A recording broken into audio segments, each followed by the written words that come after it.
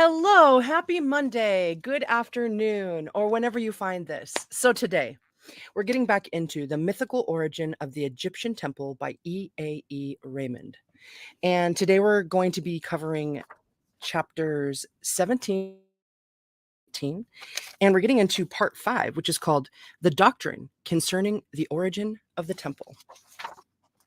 Chapter 17, The Memphite Conception of the Nature of the Temple. The dominant thoughts behind the Edfu records, and especially the idea of the temple that emerges at the end of the creation of the earth, are most likely Memphite. The thread of Memphite and Egyptian traditions is very strong and runs throughout all the mythological narratives. The creators of the earth would not be mentioned as the chief divine powers who created the temple not only in its material, physical form, but also in its characteristics and its function. Nor would the temple, as an entity, be thought to be the direct outcome of the earth if, in the background of the myth about its origin, there were not a single theory whose main concern was the creation of the substance and its intimate derivatives. This central idea brings to mind the allusion to the wisdom of the sages. We know that they were believed to have foretold the existence of the world, but what they created was not animate beings, but knowledge and the earth. It is therefore suggested that the wisdom of the sages is precisely what lies at the heart of the Memphite doctrine of creation. Hey, buddy! Oh my gosh, I miss you too. It's good to see you. I hope you're having a great start to Monday. Dude, I was looking at music equipment earlier today. But yeah, it's good to see you. Welcome in. Welcome all. In none of the Egyptian cosmogonical documents can we follow a connected and continued line of events from the very moment when the first terrestrial substance was brought into existence down to the time when its ultimate offspring, the temple, as an entity, had reached its final stage of development. The Edfu records present a description of certain aspects of the creation of the world with special reference to the creation of the primeval island. The characteristic feature of this theory is that each phase, each act of the creation, is interpreted as resulting in the origin of a sacred domain. Each new phase of creation brought lands out of noon, and in these lands there originated sacred places whose aspect varied and appeared more developed in each new phase of creation. The final stage of all the succeeding eras of creation, which are described in our sources, brought something new which influenced the formation of the sacred entity. The sacred domains of our creation story seem to be conceived to be the result of events specific to a particular period of the primeval age. Appear to be intensified if we compare the final stage of events in the original island with the situation in the earlier Paylands. The same situation can be seen when we confront the circumstances in the original Paylands with those of the secondary ones, which are described in the third and fourth record. Apparently, they conceal views of a somewhat later and more advanced era. We are told that the gods left the original Paylands after life developed within the type of sacred enclosures that were constructed there. They journeyed through the unoccupied lands of the primeval age and founded other sacred domains. There is a quite clear allusion to the tradition of a single center in which the temple originated. From the point of view of the myth, it looks as though the Egyptians believed that there was one land only in which all the orders of creation were affected, and this was the land in which the Lord of all was the earth god, and his immediate successor, the winged one. All the other temples were a later creation. Their building was influenced by other streams of ideas different from those that can be discerned in the history of the temple in Wetchesset-Neder. Buy it all. Maybe I will. It also resulted from the study of the Edfu sources that the Egyptians believed in the existence of two sacred worlds. Strictly speaking, the sacred world is represented by a primeval island which, for unknown reasons, was destroyed and disappeared. This island is described as being, during the first period of its existence, the homeland of the primeval ones, and as the cultus place of the creator. With the reemergence of the island, attention. Oh, wait, let's try that again. With the reemergence of the island, attention is concentrated on the creation of new lands called paylands around along the margins of the original island. These lands were the foundation grounds of the sacred domains, specifically of the domains of the successor of the creator. The second era of the primeval age, therefore, is of importance for the development of the domains that survived in historical times. The text proceeds to tell us that on the edges of these paylands there appeared yet another smaller plot of land, which was the actual site of the first sacred enclosure of the god. Thereafter, other paylands emerged on the margins of the already existing paylands in which sacred enclosures were founded. From these enclosures, which in their primary aspect were very little more than a mere fence, the mansion of the god derived. The fact that the private realm of the earth god was the place in which all these events came to pass and was also the birthplace of the temple renders it possible to conclude that these trends of thought reflect and reproduce, in part at least, the contents of the Memphite doctrine of creation. Perhaps the Edfu accounts reveal in greater detail the theory of which a slight hint only has been preserved in the text of the Shabaka stone. It is said that the creator, Ta, created the domains and placed the gods there. It is to be remembered that, on the other hand, the Edfu sources furnish yet another valuable argument that behind this creation story are purely Memphite ideas. The phases of creation described are not interpreted as a physical and organic work. On the contrary, the idea inherent in this myth is that the main factor of the process was the word, which caused the metamorphosis of the primary matter and gave it its final concrete shape. The creation of substances was considered as a magical rite of creation, in which the episode of uttering sacred spells played an important part. The pronouncing spells the creators affected the creation of the world of the gods, which was the starting point in the creation of the physical world of men. This magical manner of creation is, in particular, illustrated by the work of the Shebtu, who were believed, through the pronouncing of sacred spells, to have the command of the Earth Maker. The Edfu account reveals the belief that the sacred domain was created according to the word of the Earth Maker. He is never described as being physically present in the island or as having actually intervened in the process. The Egyptians seem to have believed that the commands of an intangible creative power were known, or were made known, to other creating deities, the sages and the Shebtu in our creation story, who affected the actual work of the creation. This interpretation seems to be admissible if we remember that it is stated in the first Edfu cosmogonical record that the god of the temple actually gave the command for the creative action described as the NHP, or fashioning, and that he himself conferred it on the Shebtu. I'm going to cough one moment. I'll be right back.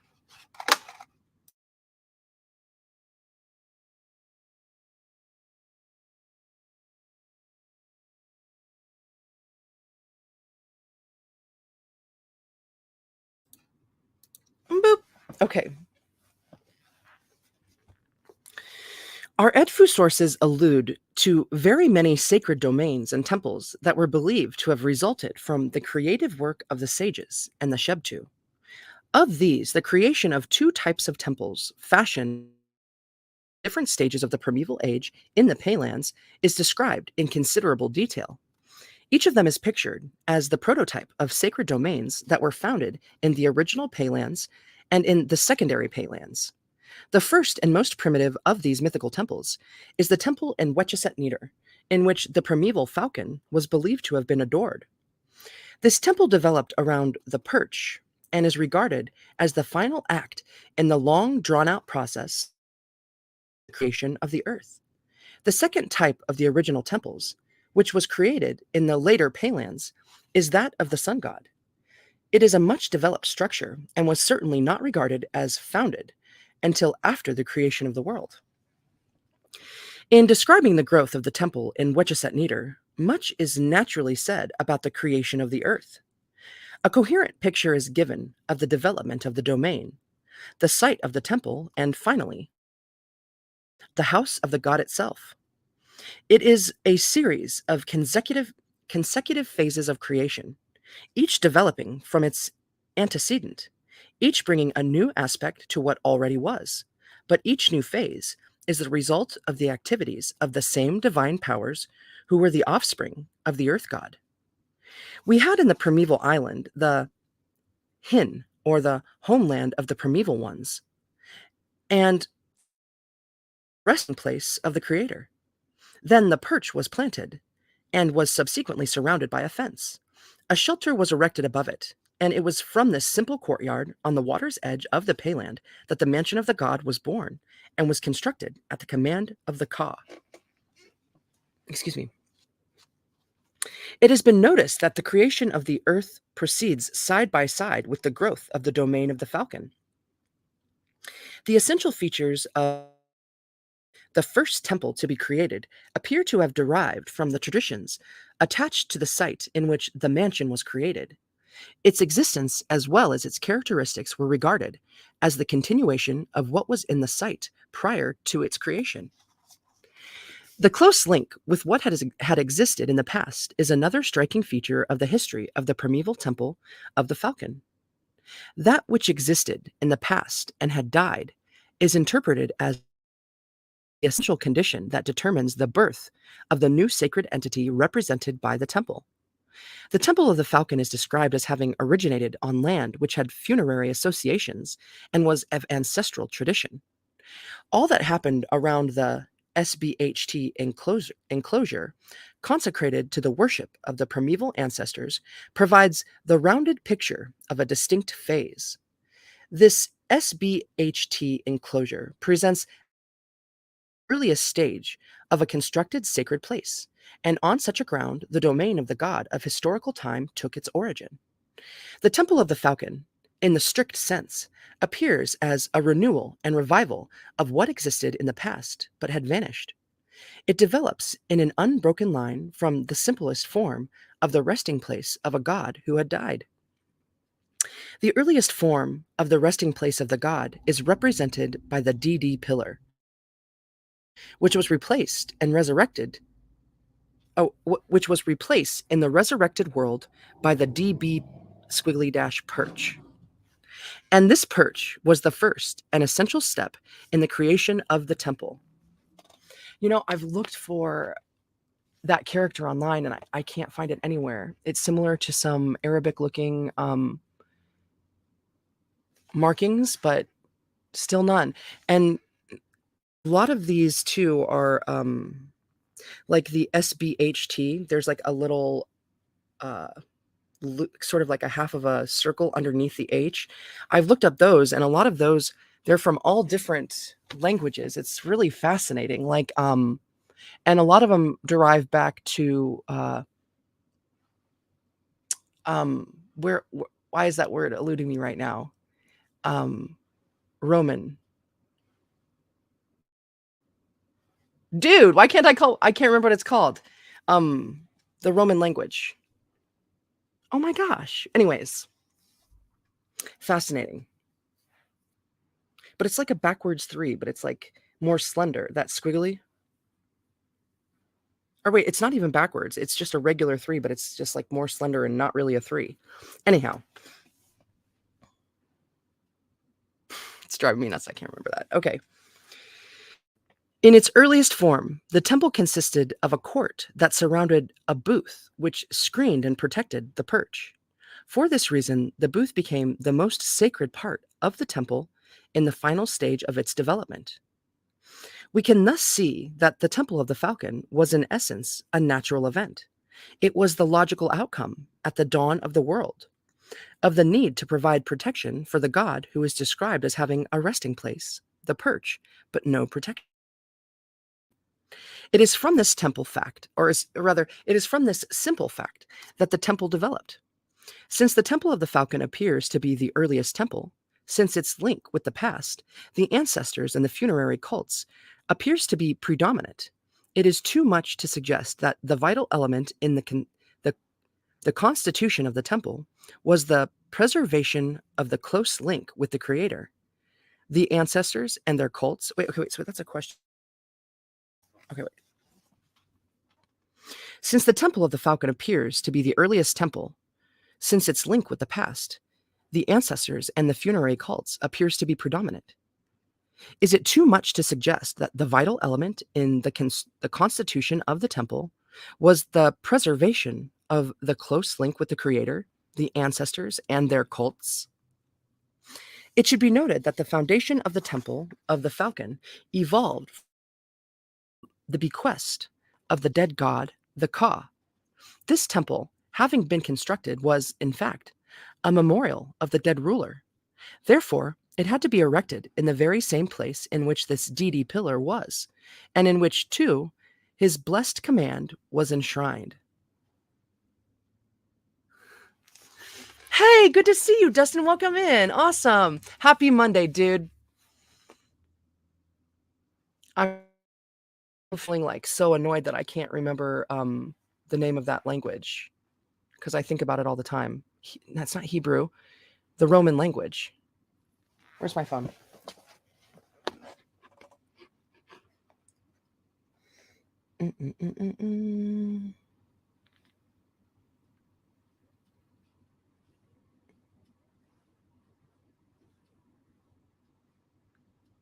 I'm looking. Latin. Latin. Thank you, Duolingo. Okay.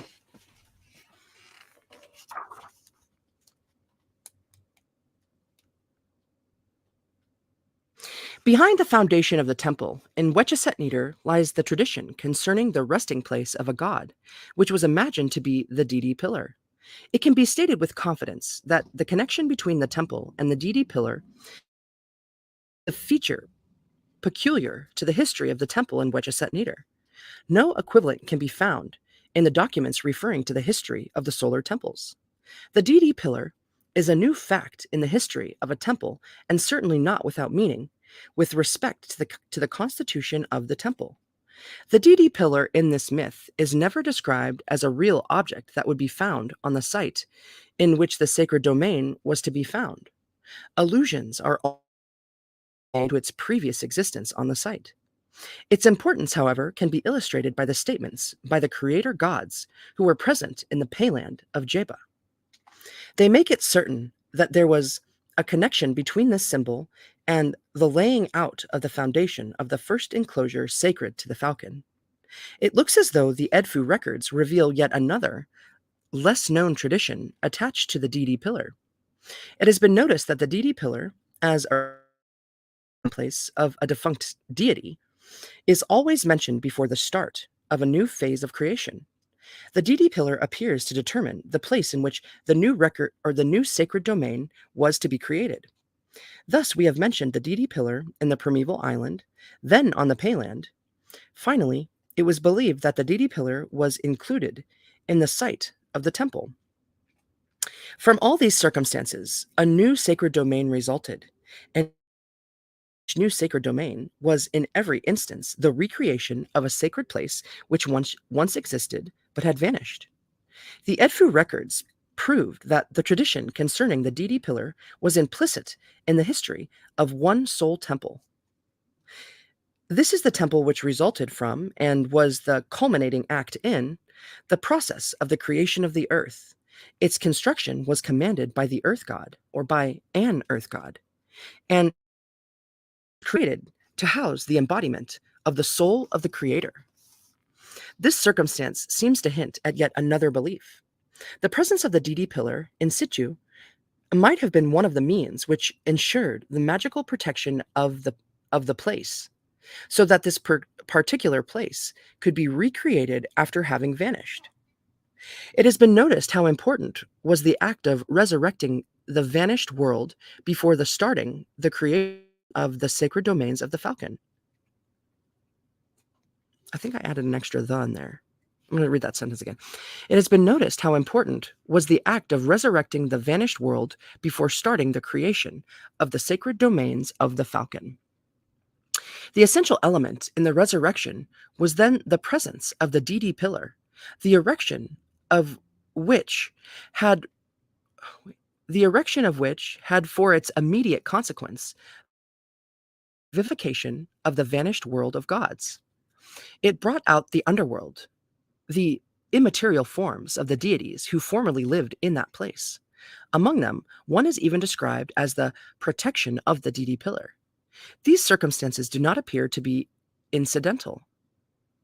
We are of the opinion that the presence of the DD pillar in the site may be explained as implying the idea of continuance in time, the idea of an indefinite existence, thus ensuring the sanctity of the place which was about to be revived. Your Highness, welcome in. Good to see you, dude. The event that happened at the dawn of the history of the temple in Wetchesett-Neder, therefore, would appear to be distinctive of this temple. This was the resurrection. The temple of Wetchesett-Neder is, in a sense, the resurrection of the home of the Ka, who was an earth god. It is true that the temples founded on the secondary paylands were also the reenactment of a former state. The idea of the resurrection, however, is not implicit in the tradition of their site and in the order of their creation. Excuse me. The account does not indicate that the resurrection of an earth sacred domain would be an act preliminary to the foundation of the enclosure. Not only the origin of the Temple of the Falcon, but all the phases of its development appear to have been determined by what had existed in the past. The past is the main constructive element from the very moment when the first sacred domain was created in the island. The Falcon seems to have shared the first constructed enclosure in the island, the SBHT enclosure, the ancestral deities.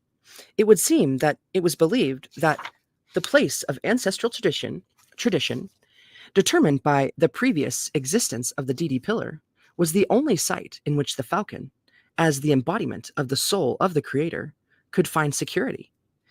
The fact that the ancestral element was in this creation story the means which ensured the god's security may explain the presence of the ancestor gods in all the phases of creation, the sacred domains of the falcon. It has been remarked that when the first sacred domain of the falcon was created, the divine beings who formerly dwelt there appeared one by one on the scene. We suggest that they revealed themselves to protect the falcon, since he had his resting place but no protection. A closely similar situation can be found in the ultimate phase of the creation of the Paylands. The ancestors, described as the DDW or hosts, are present before the start of the creation of the lands. Moreover, the header her is said to be present in the place where the perch was to be set up. In another instance, we find the divine of heart in the same position. Since the text does not mention any specific function which they exercised, we are tempted to conjecture that the part they played under these circumstances was precisely that of protection. This kind of protection completed by the ancestors might have been believed to be implicit in the nature of the temple itself once this was being constructed. No allusion was made to these ancestral protectors when the first sacred enclosure was laid out. We do not find them either in connection with the construction of the first temple nor later, when other sacred buildings began to be constructed. These ideas are foreign to the second myth about the origin of the temple. The temple founded in the secondary Payland is not a revival of the home of a defunct earth god. The origin of the solar temple appears to some extent artificial and arbitrary, and fundamental differences have been noticed in the main periods of its growth. The manner in which the site of the solar temple came to be regarded as sacred is entirely different. We have seen that the choice of the site of the Temple of the Falcon was determined, and its sanctity was given to it by what existed in the past. The sanctity of the solar temple was due to the victory of the god over his enemy and to the symbolic presence of the earth maker. This second type of temple developed on a sacred plot of land, in which the first construction to be made was an enclosure, or INB. There is no reference to the DD pillar or to seat of the first occasion. In the secondary Paylands, the existence of the temple began with the laying out of the foundation of the outer enclosure of the temple.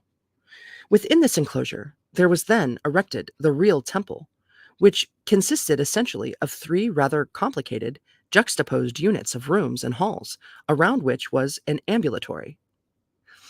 In the interpretation of the origin of the second temple, no allusion is made either to the past or to the creation, but certainly the temple was founded near to another and earlier divine oh wait, okay, let's but certainly this temple was founded near to another and earlier divine settlement which, from all the evidence available, can only have been the temple of the eldest one in Wetjeset Neder.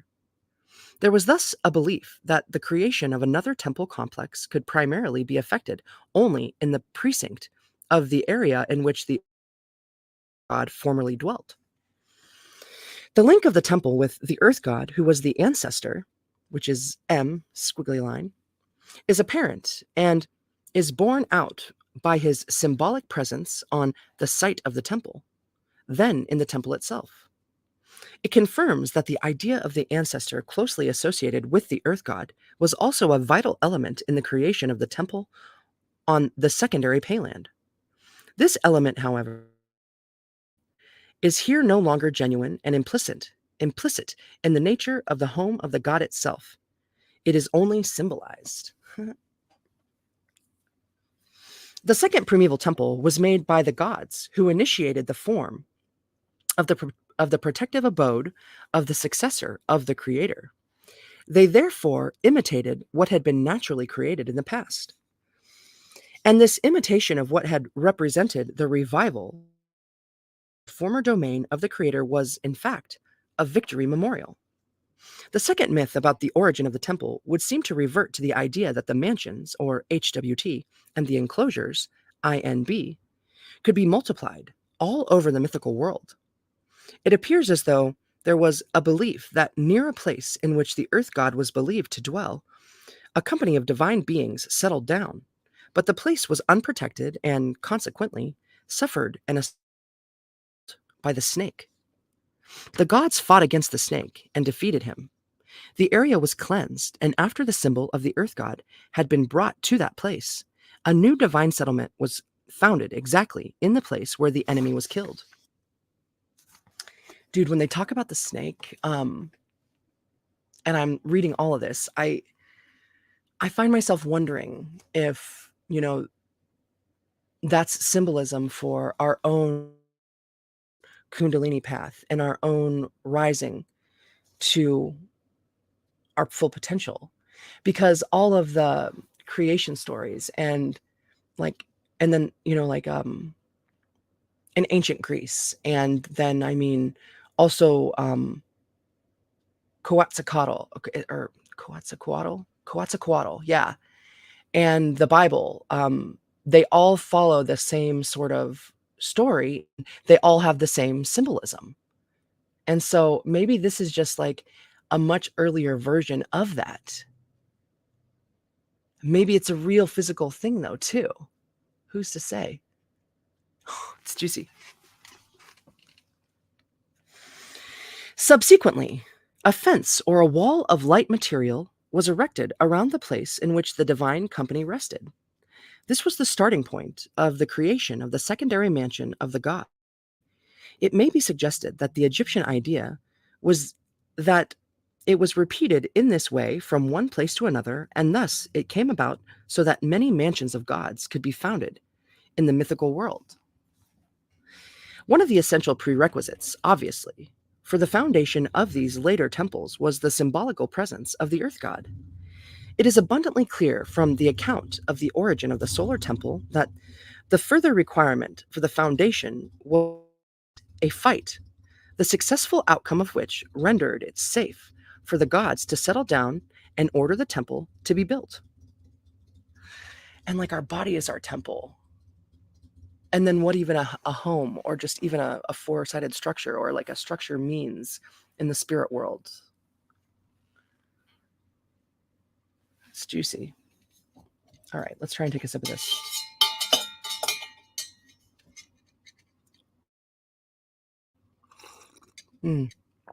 Oh, it's so good. It's the perfect temperature.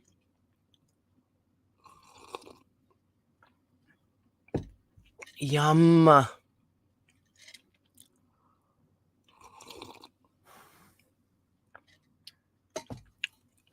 Juicy. Okay.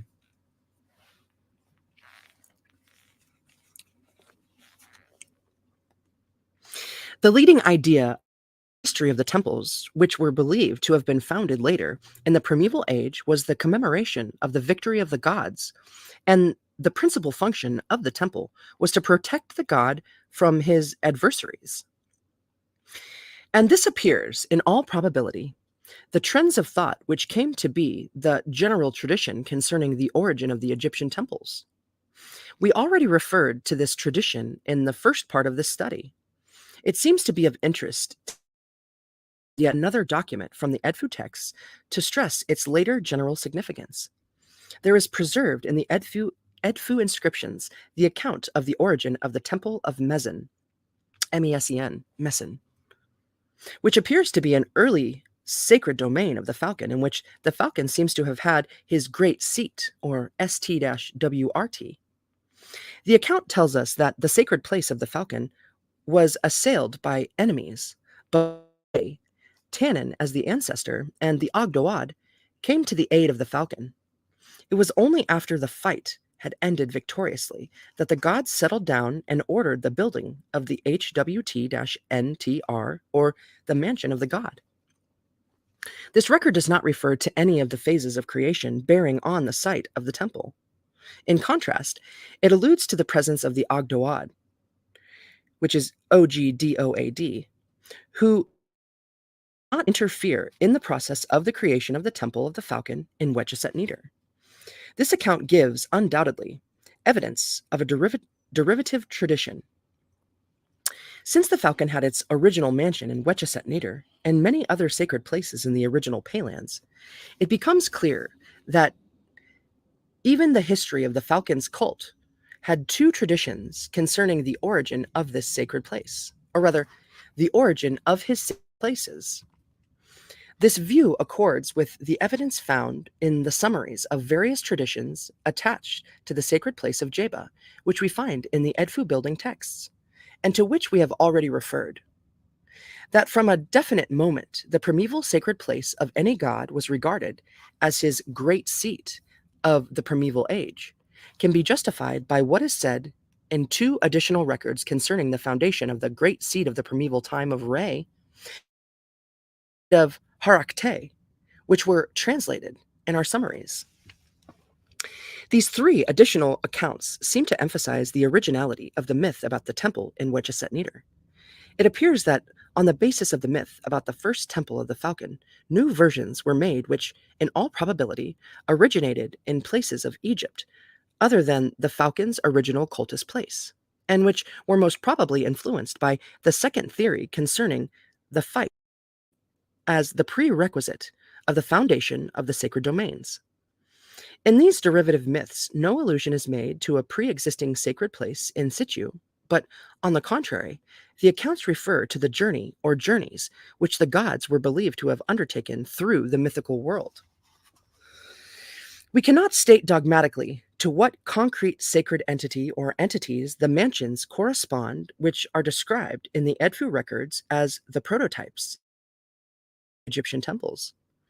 It has been noticed in the principal sources of our study that when the command for the constructing of the place was pronounced, the description of the temple is no longer accompanied by a connected set of mythological events in the same way as in the early stages of its history. The narratives refer only to the classical type of deities who were believed to have acted in the building of the temples: Thoth, Seshat, and the builder gods. This is, of course, a very common feature of Egyptian mythology. We may eventually think of an early cultist place, the memory of which survived in historical times, and to which all the beliefs of traditions known from the Edfu records were associated. Many of these traditions and mythological circumstances cannot yet be explained to our complete satisfaction. Nevertheless, it is clear that there that there the yeah that there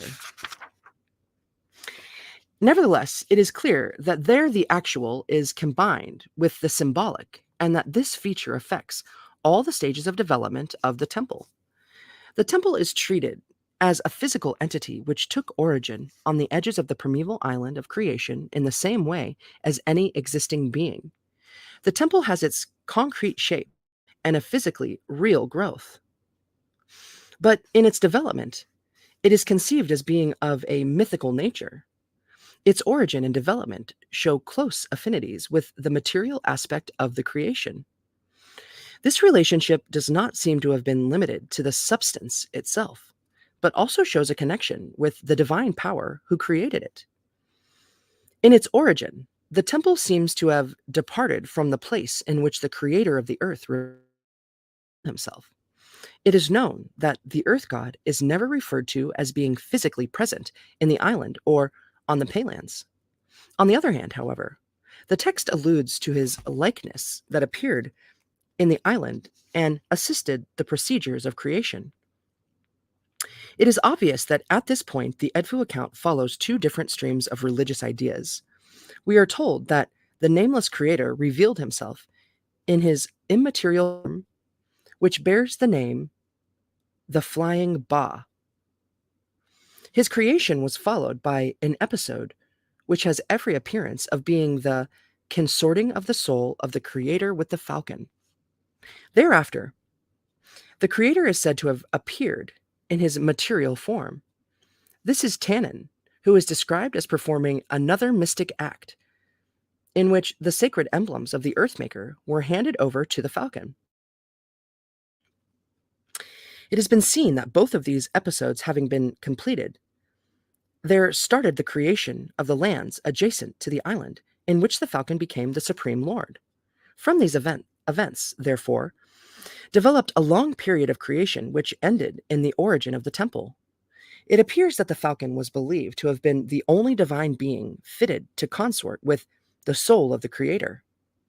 A further deduction that can be made from these episodes is that these two mystic events in the island of creation were the means that enabled the following phases of creation. When the vanished domain of the creator was brought to a new life, and the sacred bird of the primeval age assumed the characteristics of the earth god, there was a need to create an abode to house the embodiment of the soul of the earth god.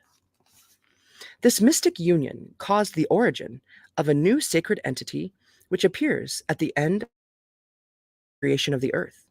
This final entity is the temple. In its origin, the temple seems to have been connected with the belief in the embodiment of the soul of the earth god. The two mystic episodes appear as having initiated the origin of the first house of the god, and as having determined its creation and its primary function. The text imitates, no, text intimates. One second, I got a cough. Deanne, good to see you, dude. Welcome back. Un momento.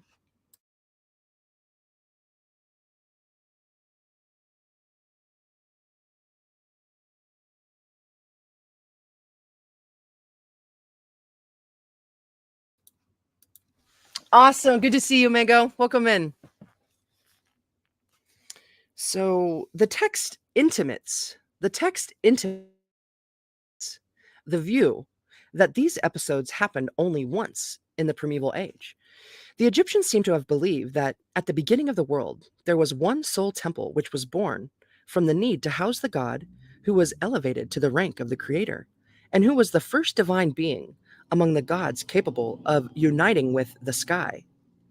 Dude, this is all making a whole lot more sense to me in a symbolical way. It just follows like enlightenment, like the path of enlightenment and like becoming and like yeah, the snake and all of it, right? Um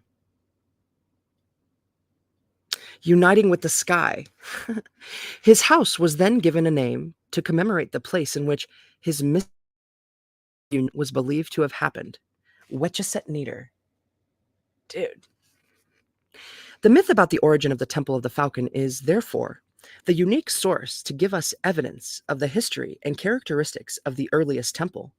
It is, in fact, an unbroken history of a cult that originated in a world that had been revivified after having died by the emergence of the soul of the creator, the flying Ba, which is BA. The emergence of the soul from the underworld marks the beginning of the life of a new sacred entity, the temple. If we remember once again the affinities of this temple with the creation of the earth, there will be very little difficulty in concluding that this conception of the temple is an entity, or as an entity, was Memphite in origin. Excuse me.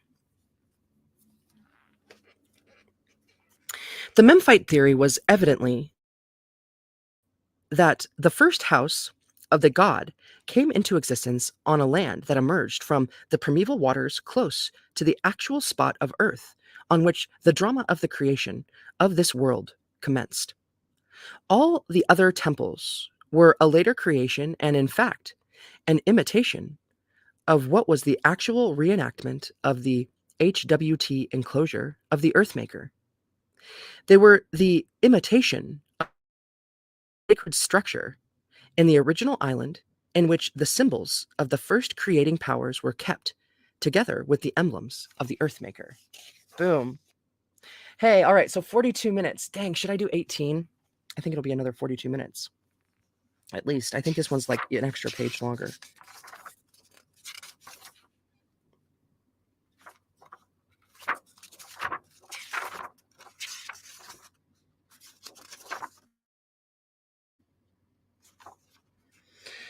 Let's do it. Chapter 18. The original temple.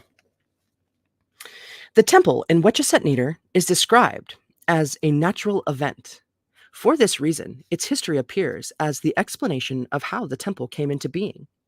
The interpretation of its origin furnishes us with an illustrative document of what was, from the Egyptian point of view, the essential condition of the Egyptian temple. Further arguments can be added to stress the theory concerning the original temple at the beginning of the world, which was born from the need to provide protection for the successor of the earth god. In his connection, or rather in this connection, the deceased god, the Ka, is to be remembered. The situation in the payland of Wetchesett Neater makes it inherently possible to conclude that the Egyptians believed that one temple only resulted from the command of the Ka. It is stated in the account of the origin of the payland of Wetchesett Neater that the place where the temple was to be constructed was ordered by the Ka. In contrast, the payland of Jeba, the site of the temple to be the site of the temple to be is described as a place in which the Ka ruled. The temple, when constructed there, was merely the memorial of the Ka, but was most probably constructed according to the pattern temple in Wetchesett Neater. Since the Wetchesett Neater was earlier in origin than the other sacred places of the Falcon, it is tempting to suggest that in all the later paylands, the constructions were a mere imitation of what was commanded in the Wetchesett Neater. This is inevitably a hypothesis for which there is no textual evidence. What appears quite certain is that the Egyptians believed that the temple in Wetchesett Neater was the oldest among the myths of the mythical age. The divine command of the Ka was issued only once, and this happened in the Wetchesett Neater.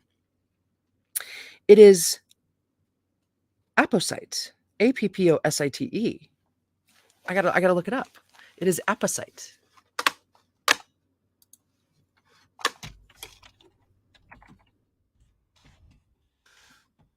Definition. Wrapped in the circumstances or in relation to something.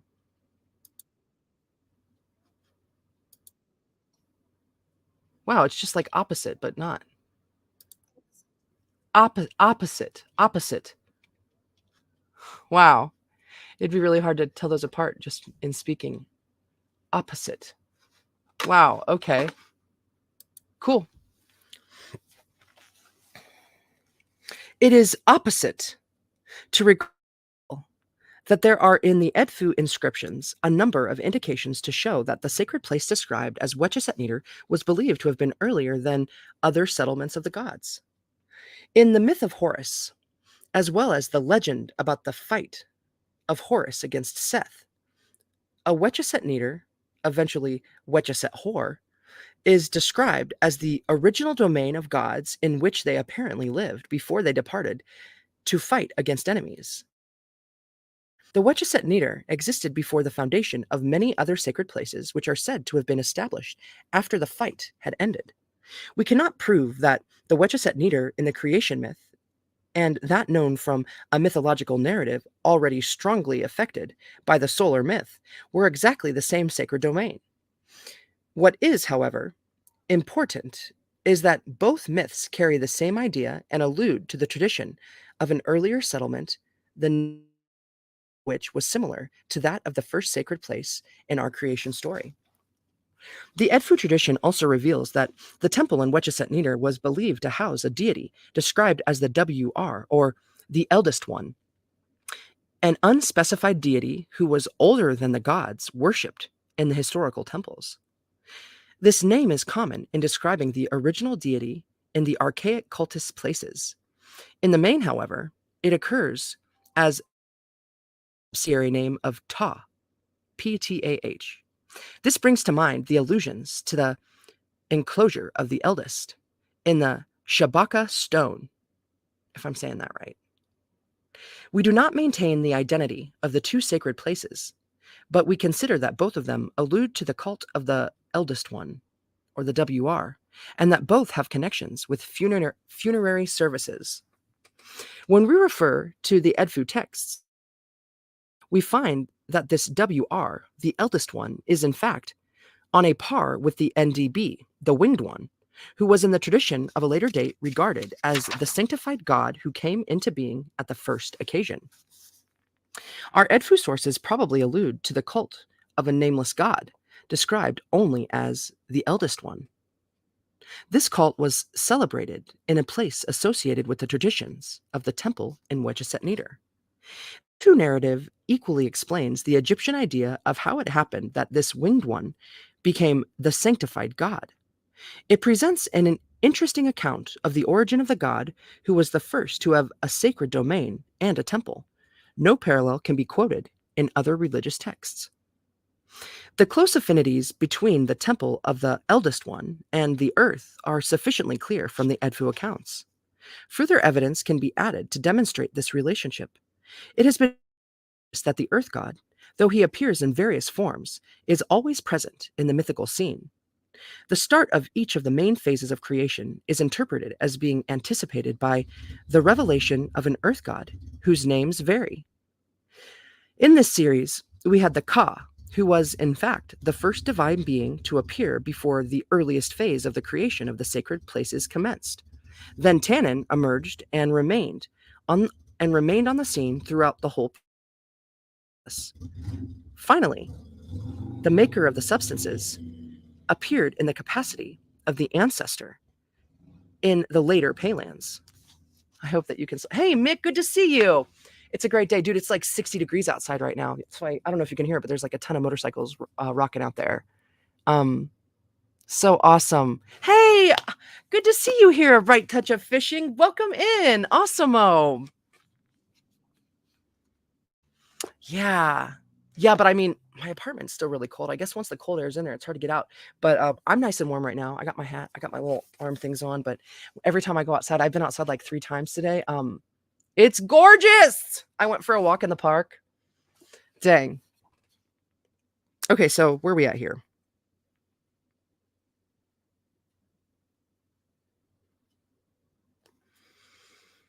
This is a huge sentence. Okay, so in this series, we had the Ka, was in fact the first divine being to appear before the earliest phase of the creation of the sacred places commenced. Then Tannin emerged and remained on the scene throughout the whole process. Finally, the maker of the substances appeared in the capacity of the ancestor in the later Paylands. It has also been noticed that the creation is not described as a manual and organic work, but on the contrary, it is interpreted as a magical rite of creation. The construction of the temple shows much that is similar to the former process. The accounts refer to certain episodes of the foundation, but they were but they never describe how the temple was actually built, though mention is made of the builder gods. The temple appears suddenly as a whole, in the same way as the plots of lands on which the foundation was laid out. This brings to mind the manner in which the Shebtu created the Paylands, only after they had did sacred spells over certain substances did the land emerge. We have pointed out that the nature of these IHT, or substances, is never explicitly stated, but that they appear to be essential for the formation of sacred lands. The uttering of sacred spells over these substances seems to be a magical procedure whereby what was still uncreated was brought into existence, and moreover, what was already in existence was protected. It is of prime importance to recall that these substances have every appearance of being the most sacred objects of the Paylands. They are the sacred objects of the site of the temple, and a special guard was instituted in the Payland for their protection. These IHT, or substances, might, indeed, have been regarded as the principal means which enabled the subsequent phase of creation and the foundation of the temple. As we know from the account of the origin of the solar temple, some substances played an important part in the foundation. It may very tentatively be suggested that in both the creation of the Payland and the foundation of the temple, we have the same substances. Steve, so good to see you. Happy Monday. It is a wonderful Monday, isn't it? I'm excited. Yeah, happy 8 too, right? Holy majoli. Spring is chugging along. We're gonna have tons of rain this coming week. I can't wait to collect tons of rain. I'm excited. Steve, this book, so it's really wordy, and sometimes it's a bit difficult to understand, but it just pounds over and over the same sort of, it explains over and over the same things. And as I read it, as I continue reading it, because I'm so close to finishing it, I think I'll only have like 1 or 2 more readings left. I'm really feeling the symbolism of all of the cultures that came before. I mean, like the Bible, and then Hercules was basically the Jesus figure in Greece, and then also like Quetzalcoatl. You taught me how to say that, and I didn't remember, but Quetzalcoatl, um, was that Aztec, the culture, and their whole Jesus story was Quetzalcoatl too, and the snake, and then I just mean like this whole like what is it, like holographic land where we live, this place where we are, and then these magic words that are spoken with like the right intention in place, and the becoming, and like meeting with the sky, like enlightenment. That is what this story is, but it's just from and beyond time that we don't even know of. It's just insane. I don't know. I'm excited about it. I think you understand what I'm saying. But dang, it's cool.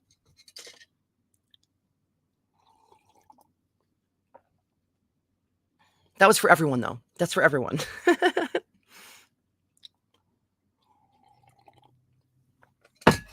Boom. Yes, it is. Yes, it is. I'm putting that up there. Show. Yeah, dude. Vessels. I love this, even though it's, and too, as much as it's really wordy and it just keeps saying the same things over and over and like growing on that and everything. I'm kind of glad that it just keeps repeating, because it took me maybe like, I don't know, 5 or 6 chapters to really start to see the symbolism that is the same through all the cultures. And now when I see it, I feel more excited. All right. Yeah, it's feeling like it's taking more root inside of me, like it feels like I feel it more, but all right. The text acquaints us with a ceremony in which the sages are said to have acted. What they performed was an episode described as SWRIHT, which what does SWR mean? But IHT means substances, which certainly took place before the construction of the enclosure started. There is a certain resemblance to the act performed by the Shebtu, which are the sages, in the creation of the Paylands. Only the general mythological situation had changed. The magical procedure with the substances would seem to have been applied to the planning and laying out of the foundation ground of the temple. If this equation be correct, it would follow that the substances were also essential in preparing the sacred land for the creation of the temple. This episode would then show that the very beginnings of the creation of the temple included the same magical procedure as that which brought the earth to its final aspect. This episode of the temple to be carried out. Oh, no, I skipped a line. This episode of SWR. Oh, so SWR means magnifying the substances. Okay, so what they performed was an episode described as magnifying the substances. So this episode of magnifying the substances made it possible for the creation of the temple to be carried out. And this may perhaps explain why the substances were kept in the original Payland under a special guard. This circumstance may explain, too, why, when the temple had been constructed, there is no longer any allusion to them. They may have been diffused in the concrete appearance of the first temple unit.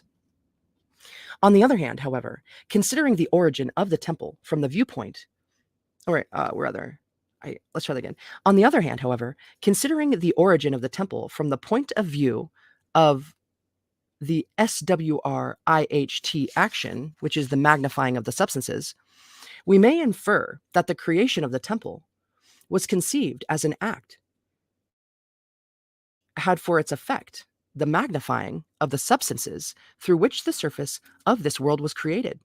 Therefore, the temple in its origin and existence would increase and magnify the vital element that caused the earth to be. In assuming this interpretation, the part played by the earth god in the creation of the temple is clear.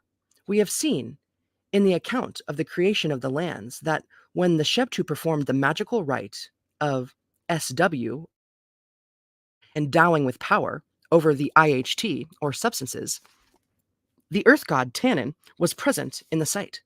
He did not intervene in the process of the creation itself.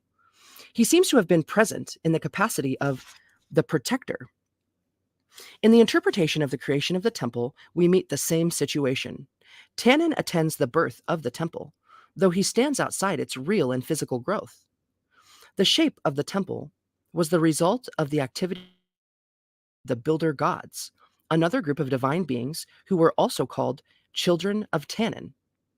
They constructed on the ground which was created by the Shebtu, and they were believed to complete the creative work of Tannin in this fashioning of the temple. The chief function which Tannin seems to have exercised in the creation of the temple was, therefore, its protection. This would appear to be natural if we recall the capacity in which Tannin revealed himself in the field of reeds.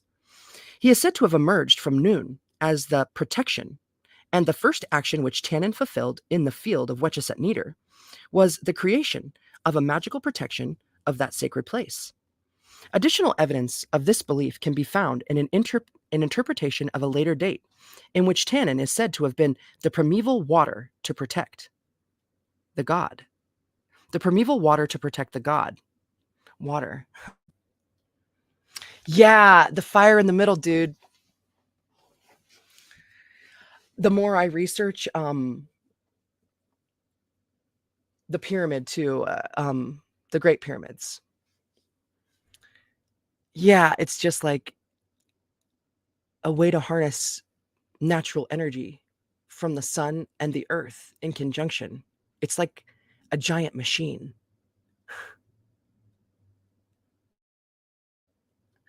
I I want to build one. I want to figure it out.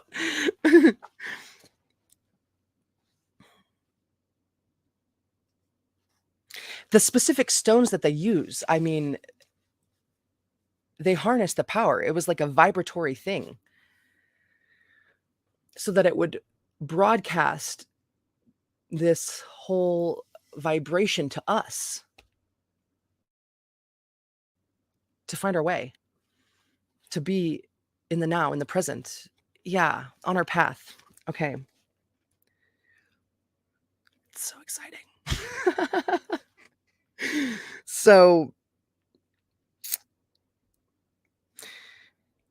hmm, he is said to have emerged from noon as the protection, and the first action which Tannen fulfilled in the Wetchesatneder was the creation of a magical protection of that sacred place. Additional evidence of this belief can be found in an interpretation of a later date, in which Tannen is said to have been the primeval water to protect the gods. The god. Okay, that's actually where I was.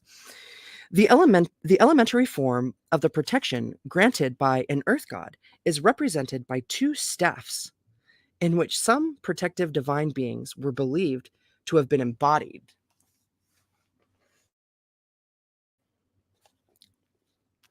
A closely similar situation seems to have occurred on the payland of the Jeba, which is Djeba, after the foundation ground of the temple was created.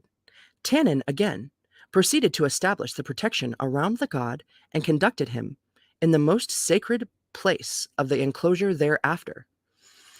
It appears that this manner in which the protection was constituted by the earth god may anticipate the main functions of the mansion of the god, and perhaps, through this procedure, one of the characteristics of the temple was created: the permanent and eternal protection of the god upon the earth.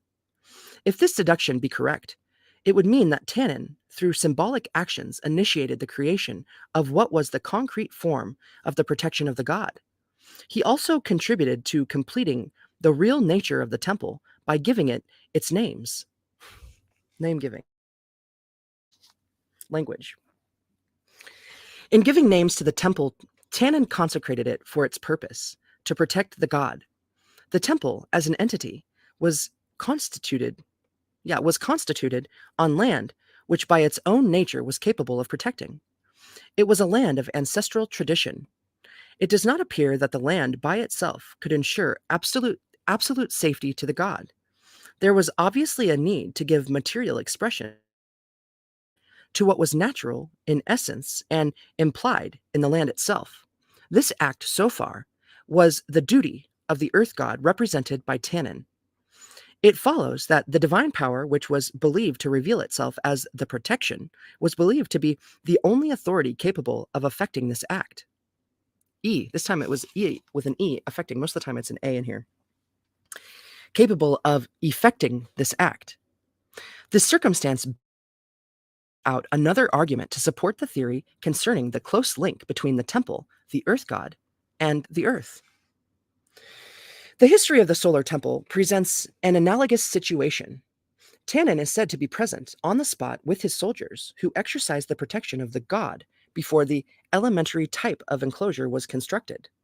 Tannen was also present on the site when the first enclosure was laid out. Although the text is rather obscure, it can be assumed that the episode stretching the cord was preceded by the performance of a magical rite, which seems to have been performed again by Tannen. When the construction of the solar temple had been completed, Tannen is said to have come with Rey to see the house of the god. The first act was then to follow, was the ceremony of giving names. We suggested that this ceremony has every appearance of the bringing of the temple to life.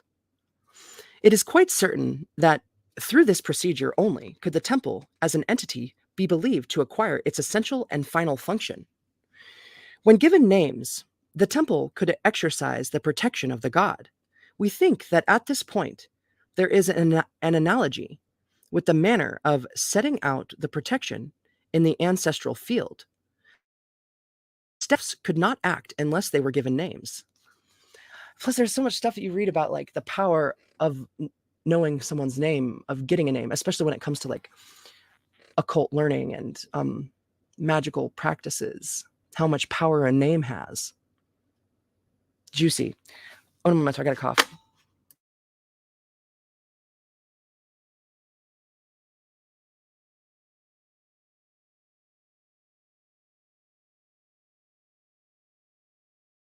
Well, not really cough. I just had to clear my throat.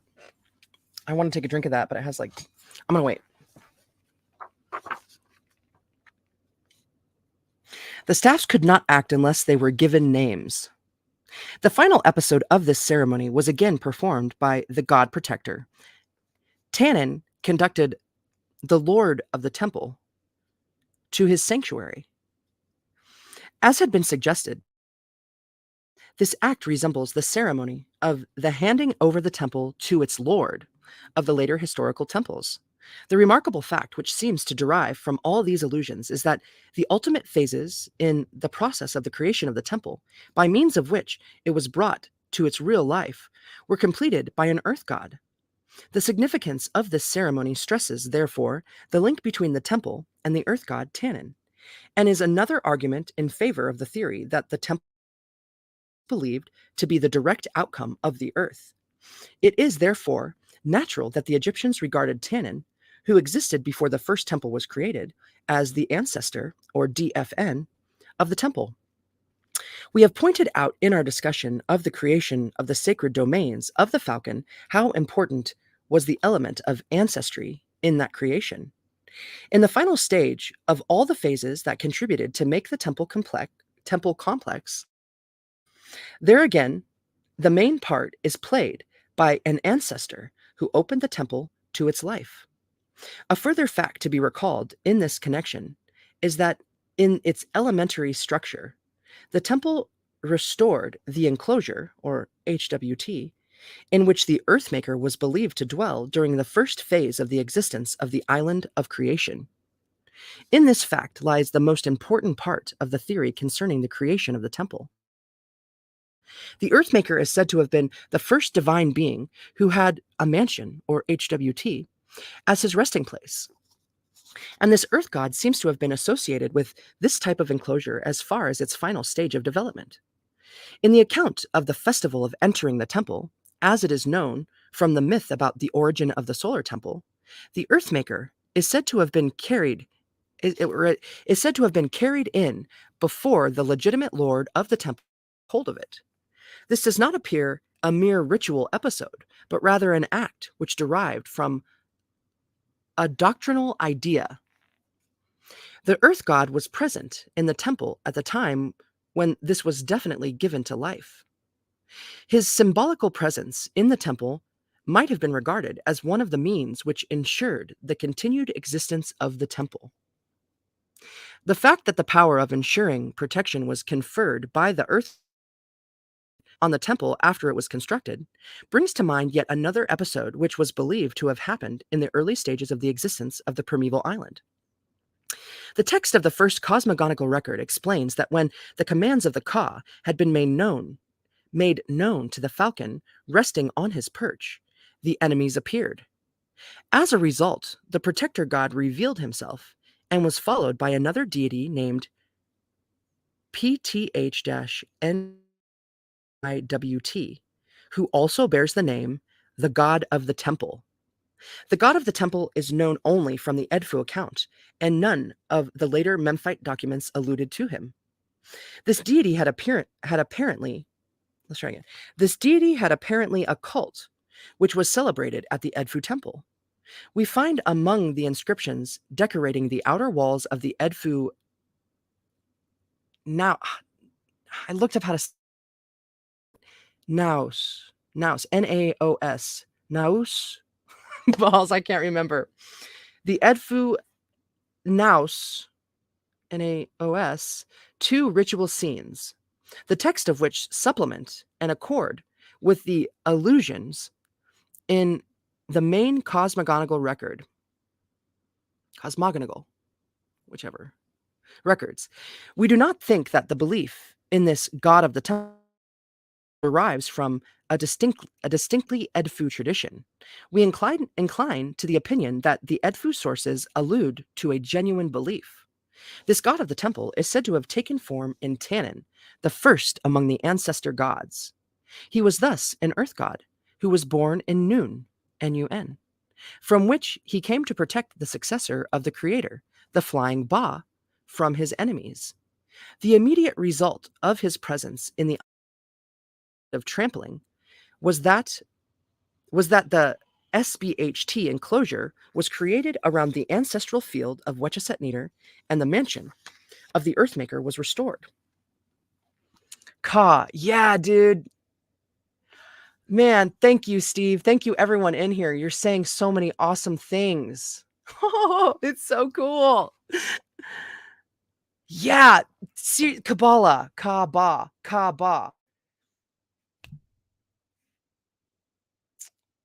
Okay. He summoned the two Shebtu and gave them the order to create, or NHP. The result of this was that the Paylans were brought into existence. In the following narrative, however, there is no more reference to him. He is not mentioned at the time when the two last Paylans were created, which were ordered by the Ka, nor does he appear at the foundation of the temple in these original Paylans. It has also been noticed that in the account of the actual foundation and building of the temple of Wetchesett Neater, neither the protector god nor the god of the temple is mentioned. They do not intervene in the foundation of the solar temple. At first sight, the view of his previous activities, the absence of the god of the temple, seems to be strange and unexpected. No explanation of his absence is ever given in the Edfu records. Hence, we are reduced to speculation. We suggest that the explanation may be found in the general Egyptian conception of the essential nature of the temple. It is well known that in historical times the temple was regarded as a living entity, that as a result of the performance of certain ceremonies, the temple, its reliefs, and its statues were thought to be animated and to be filled with latent life. At this point, we should stress the ceremony of opening of the mouth, the significance of which is known to us mainly from the Edfu evidence. The account of the ritual of the consecration of the temple, which was in use at the Edfu temple, refers to a rite of the opening of the mouth in Wetchesett, which is WP-R squiggly N WTST. The significance of this rite permits us to say that the rehallowing of the temple was, in fact, the reanimating of the temple. We may suggest that not only was the temple filled with life, but in a sense, it was a living being. This perhaps may appear a new and original suggestion since it is never explicitly stated elsewhere. But surely, when calls that Tannin made the temple by conferring names on it, or that Re, Harakte, adored the great seat, there will be a little doubt that the temple was regarded as a living being. Moreover, attention should be drawn to the morning hymns, in which the actual temple is awakened in precisely the same way as Horus, the Betatite, and the co-Templar deities. Dude, I have that book, Steve. I've thought about narrating it. I want to narrate all the books, all of them.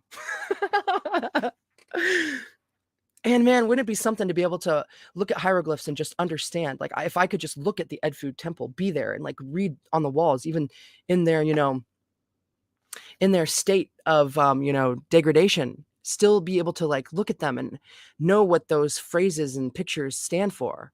It's so cool. I mean, like I've learned from this book many things, but there's still so much confusion and so much to learn. The hieroglyphs, there's only a few times in the book where they've actually put the hieroglyphs in. Shoot, where am I? That was all exciting. Beditite and co-templar deities. The temple itself and all its parts are addressed as an animate being who sleeps during the hours of darkness. When these facts are borne in mind, it is not unreasonable to conclude that the temple, in fact, was looked upon as a divine being.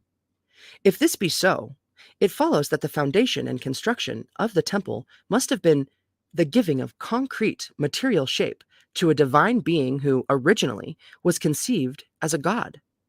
The god of the temple would not be mentioned at the foundation and the building of the temple because he was the temple.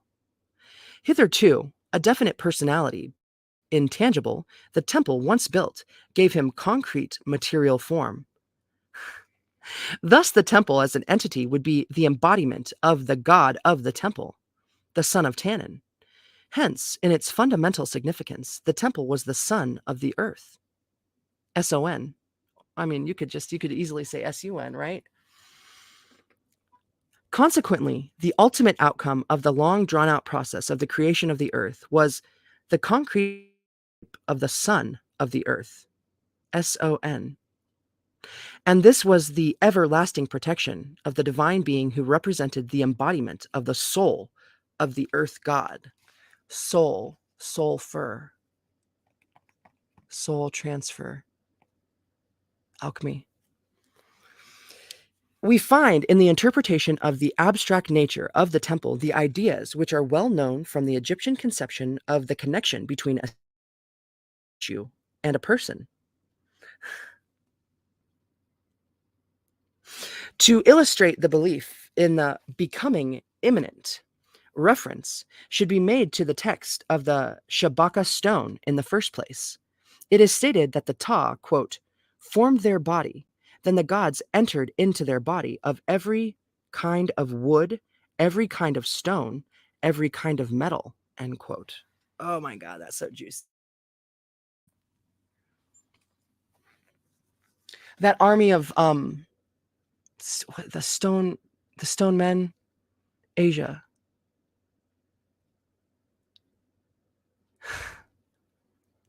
Yeah, dude. The light. Ah. Dudes.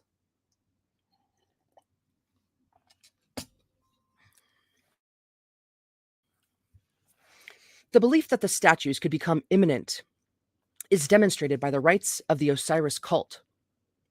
One of the prominent ceremonies of this cult is that a model mummy of Osiris was used in the annual rite of the reenactment of Osiris's em- em- embalmment. Embalmment. Embalmment. I didn't know that's how that was spelled. Embalmment. Embalmment. Through the ceremonial bandaging of a model mummy. Yeah. Through the ceremonial bandaging of a model mummy, accompanied by the uttering of prescribed formulae, the god was thought to become imminent in the figure. This rite is interpreted in the ritual of the Khoiak festival, which is Khoiak festival, in the following terms, quote, as for the fourth month, last day, the raising of the DD pillar takes place in Busiris. On this day of interring Osiris in the region of Ba, in the vault under the ISDT tree. For it is on this day that the divine body of Osiris enters into him after the bandaging of Osiris. End quote. Oh yeah, dude, thrice great. You know, too, at the beginning of they refer to Thoth as twice great. Isn't that something? Maybe he had to be twice great. He had to be first great, then twice great, then he became thrice great. This quotation from the ritual of the Khoiak festival is relevant to the mythical history of the temple in the first place through the allusion to the raising of the DD pillar, which is associated with the act of the gods entering into his body. We discussed the funerary associations with the temple of the WR, or the eldest one, was believed to have had and its connection with the deity pillar of the primeval age. Here, it is to be observed that the temple, when constructed, was imagined as being the embodiment, the physical shape into which the divine body, here the god of the temple, was believed to enter. These trends of thought may perhaps explain also the part played by the earth god at the festival of entering the temple. The earth god was believed to have entered into the image carried into the temple, and thus he was there present in his mysterious life. The first function which the god of the temple completed in the primeval island was the protection of the divine being who was the living image into which the soul of the creator entered. The god of the temple seems to symbolize and anticipate in his appearance what was the eternal protection of the god, the temple. Our bodies are our temples. A further deduction that can be made from these allusions, with an A, is that there seems to be a relationship between this god of the temple and the Ka. It is known that the temple, as the physical entity, was commanded by the Ka. Hence, the Ka, as a deceased deity, would appear as ordering the creation of the DT, or physical body, into which the divine body represented by the son of the earth god is to enter in order to form the protection of the living image of the soul of the earth god. That this was the Egyptian belief is abundantly clear from the order of the creation of the domain of the falcon. The Ka would not be mentioned as giving the instructions as to how to fashion the perch. He would not be described as selecting the land which was the birthplace of the temple, if he were not related to the animate form of the temple, the son of the earth. SON.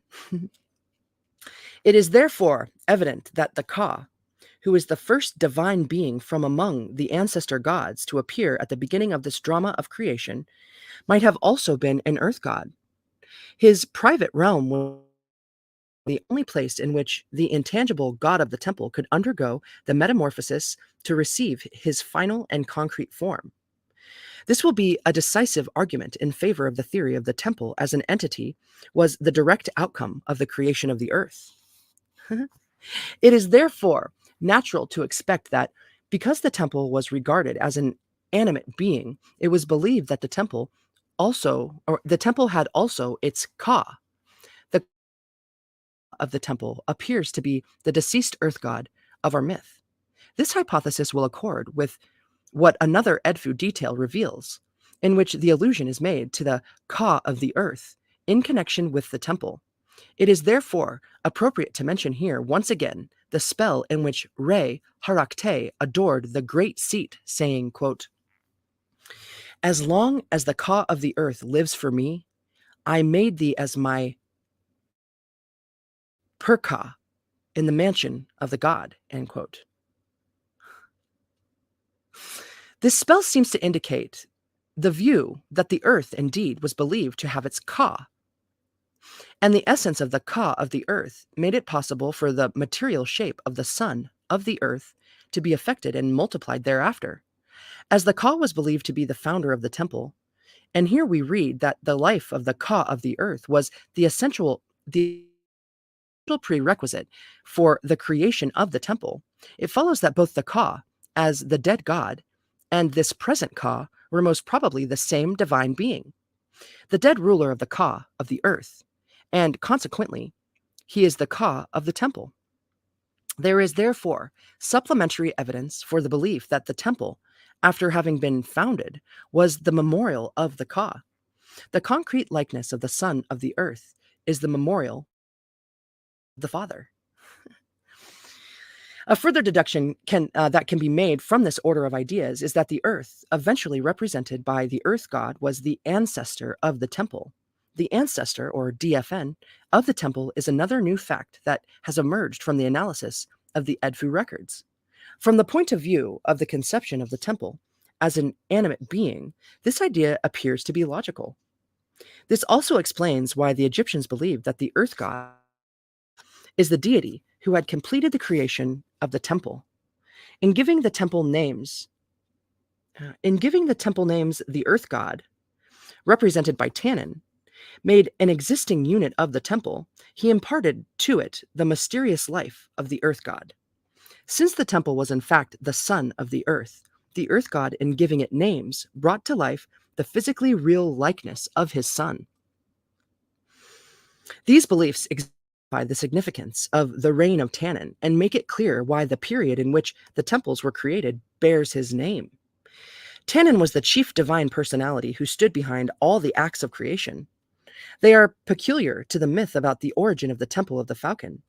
No equivalents are found in the myth about the solar temples, which is more concerned with the presentation of a coherent picture of the growth of the temple itself. This myth refers to a later part of the history of the Egyptian temple. It is only the temple in Wecheset Neder that reveals that the significance of the temple, all its characteristics and functions, were determined by the nature of the deity who entered into it and remained in his mysterious life in it, as long as the temple existed on earth. Once the earth of the temple, or rather, once the god of the temple entered into it, and the temple gave him a concrete material shape, it could be multiplied, and other temples could be created and founded over all the country. And thus, the temples could everywhere claim to be the concrete shape of the son of the earth. We're so close.